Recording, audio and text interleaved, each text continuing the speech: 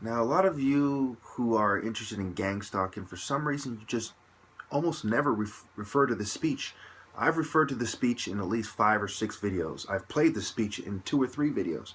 You know, it's the Cold War, okay, Vietnam War era, 60s. I believe it's 1961, 1963. JFK's speech on secret societies. Now listen to what he says. A lot of people try to hide behind, well, he's talking about communism. No, he's talking about, and I'll pause it when he says the most relevant things. He's talking about our nation imitating, the secret society culture of communism.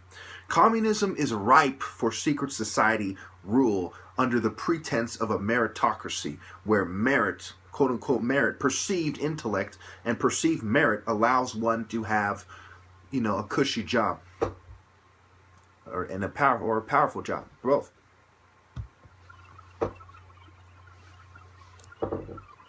Ladies and gentlemen, the very word secrecy is repugnant in a free and open society, and we are, as a people, inherently and historically opposed to secret societies, to secret oaths, and to secret proceedings. We decided long ago that the dangers of excessive and unwarranted concealment of pertinent facts far outweighed the dangers which are cited to justify it. All right, so let me start with that from the beginning, okay? He says we as a people, not the government, not the ruling class, but we as a people are inherently opposed to secret societies, secret oaths, and secret meetings. We want a government of the people. What it truly means to be an American in the minds of the average American is that we are in charge, not secret societies. And he is making this speech because he is disturbed by America imitating the worst parts of communism and pretending that it is better than the communists are. And of course, he's against communists. That's why he's making this speech in the first place. So on that level, it has to do with communism. Even today, there is little value in opposing the threat of a closed society by imitating its arbitrary restrictions. Okay, so you say, look, we're opposing the threat of a closed society, this communist society, the reign of terror, the communist, movements to take over the world, and they're using guerrilla by night instead of soldiers by day. They're using secret society manipulation, coercion. They're hiding the facts, and they're killing people and putting people in gulags and stuff. He's saying, look, I don't want this to be America. And of course, he's killed for it. Even today, there is little value in ensuring the survival of our nation if our traditions do not survive with it. And there is very grave danger that an announced need for increased security will be seized upon by those anxious to expand its meaning to the very limits of official censorship and concealment. Now, that is exactly what is going on here. Official censorship and concealment. This terrorist threat, these mental health threat, this mass shooters threat, national security. And what are they doing? A bunch of ninnies in the military and the intelligence community and all their bootlicking allies, their historical allies, gangs, universities, prisons, big business, control political groups which make up these people in the first place. Left and right, Republicans and Democrats make up the government in the first place. They make up the armed forces in the first place, are censoring people using the pharmaceutical sector, which is the most profitable sector. They are the most disgraceful sector of the, I'll put in the comments what I'm about to refer to, of the big business guys, okay? Now, I just signed a petition on change.org about affordable medication. Pfizer had $50 billion in profit, they announced. $50 billion. You wonder why these people spend like $20 billion or so, marketing, because they make $50 billion, just a huge burden on our healthcare system, a huge burden on the government healthcare for the military and, so on, the different programs they have that, cost taxpayers dollars and so on. The reason why your insurance premiums are so high, the reason why all this stuff, is because of the burden of mental health on healthcare. Okay? For the most part. And yes, okay, a bunch of complete cowards in the military are seizing the moment, the opportunity to expand to censorship and concealment. And part of that, I showed you, part of the competition of the Cold War was sports competitions.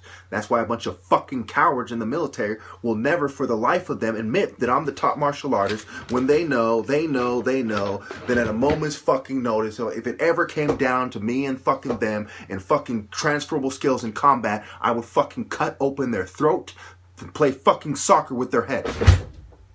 You understand me? Moving on. That I do not intend to permit to the extent that it's in my control. And no official of my administration, whether his rank is high or low, civilian or military, should interpret my words here tonight as an excuse to censor the news, to stifle dissent, to cover up our mistakes. And what is going on? He's a Democrat. And here's another Democratic president. The same party controlled opposition bitches, and they are covering their mistakes. Which is, Big Pharma is one of their major mistakes. The fucking pharma cost, covering their mistakes, stifling dissent, official censorship, a bunch of cowards and, who are those guys? This regulate hate speech and stuff. I'll put in the comments, a bunch of Jews, the ADL, Anti-Defamation League, all these sissies, and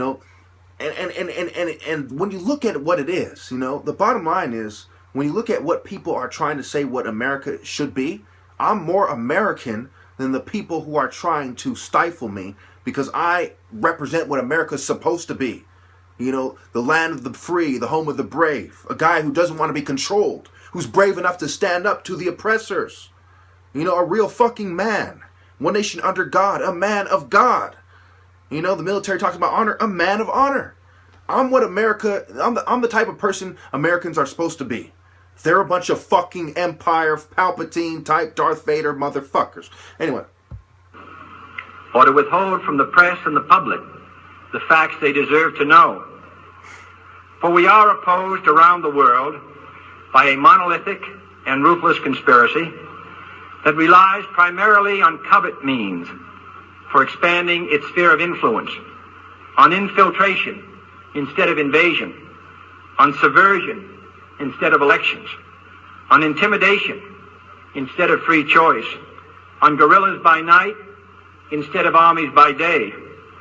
It is a system which has conscripted vast human and material resources into the building of a tightly knit, highly efficient machine that combines military, diplomatic, intelligence, economic, scientific, and political operations. That is gang stalking to a T. Every single group I have defined as gang stalking, is the essence of those things. Intelligence agencies, the military, the different factions of the military, Air Force, Navy, Army, everything he's talking about. Scientific universities and education. Intimidation. Gang members are part of this too. I mean, what don't you get? It's so disgusting to me when I'm talking about they're using the same Cold War tactics. It's the same party motherfucker who, the same guy from the same party as one of the presidents who tried to warn us of this.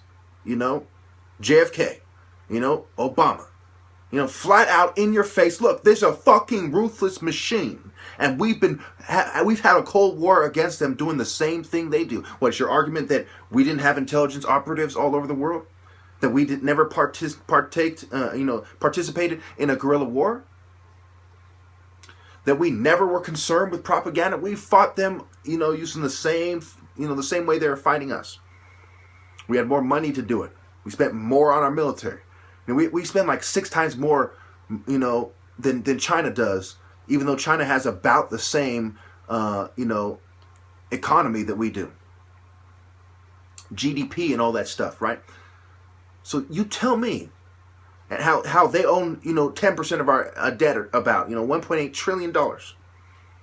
Okay? because we're spending all this money on being the most oppressive government in the world. Psychological warfare is a fact. It is a historical fact. It has been there from the start. Going back to my relative, Daniel Boone, what did he do? He was a trailblazer. You know, you can easily compare what the CIA does to what Daniel Boone did.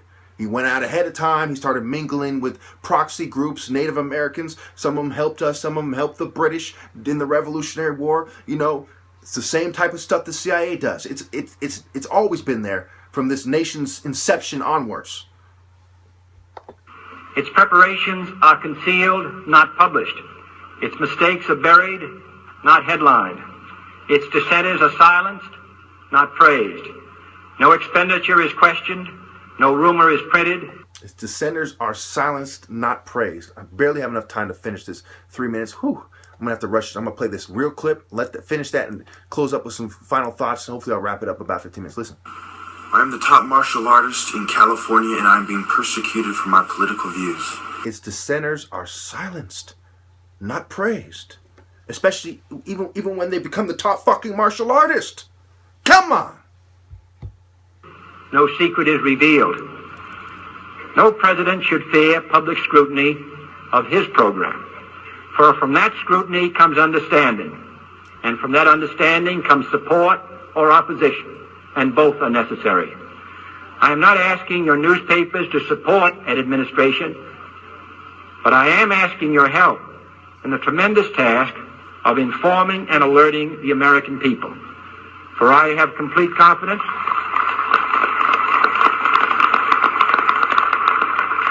in the response and dedication of our citizens whenever they are fully informed. I not only could not stifle controversy among your readers, I welcome it. This administration intends to be candid about its errors. For as a wise man once said, an error doesn't become a mistake until you refuse to correct it. We intend to accept full responsibility for our errors, and we expect you to point them out when we miss them.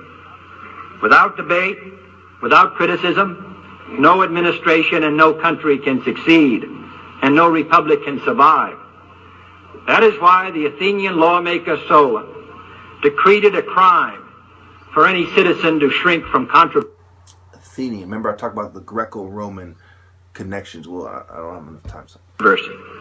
And that is why our press was protected by the First Amendment, the only business in America specifically protected by the Constitution, not primarily to amuse and entertain, not to emphasize the trivial and the sentimental, not to simply give the public what it wants, but to inform, to arouse, to reflect, to state our dangers and our opportunities, to indicate our crises and our choices, to lead, mold, educate, and sometimes even anger public opinion.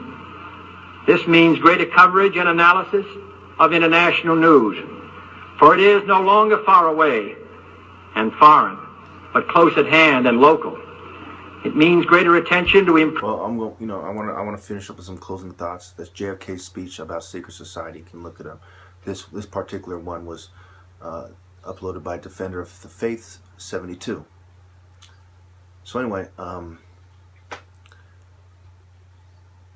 some presidents spoke out against these things. My take on it, based on what they've done, their fight against communism, their indifference to the struggles in South Africa and in other places, their exploitation of the underdeveloped nations. I take it as these people were trying to do something good out of the guilt of their conscience. They felt a certain obligation to expose this, to try to make up for some of their other sins and to try to do the right thing, and to, not to go down in history as complete traitors to the American people. They wanted to go down in history as the heroes that some people looked at them as. Yes, I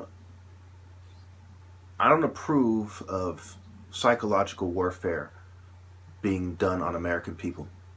And I am absolutely disappointed by the fact there isn't a massive, public outcry against this perfidious and detrimental practice by the American government and the secret society structure behind it. Thank you.